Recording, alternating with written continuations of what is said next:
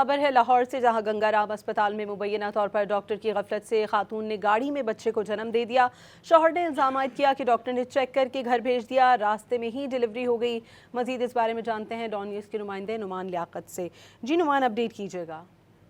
देखिए जी, ये गंगाराम अस्पताल में काम करने वाले जो गायनी के डॉक्टर्स हैं, इनकी मुबैना गफलत है कि समीना नामी खातून ने गाड़ी के अंदर ही बच्चे को जन्म दिया है और लवाहिकीन की जानिब से ये कहा गया है कि डॉक्टर्स ने चेक करके घर भेज दिया और रास्ते में ही बच्चा जो है वो डिलीवर हुआ है। और ये बताया गया है कि खातून को सुबह 6:28 पर इमरजेंसी में लाया गया और ये इल्जाम भी आयद किया गया है कि वहां पर मौजूद जो ड्यूटी डॉक्टर थे, इनकी जानिब से मरीजा को दाखिल करने से इनकार किया गया था, जिसकी वजह से माँ और बच्चे की जान जो है वो खतरे में पड़ गई है। इस हवाले से जो मुतासरा खानदान है, इन्होंने अमले के खिलाफ कार्रवाई का मुतालबा किया है और अस्पताल की इंतजामिया को मुकम्मल तहकीकात करने के लिए एक दरख्वास्त दी है और जिम्मेदारों के खिलाफ सख्त कार्रवाई करने का जो दरख्वास्त है वो भी की है। जी, बहुत शुक्रिया नुमान लियाकत आपका।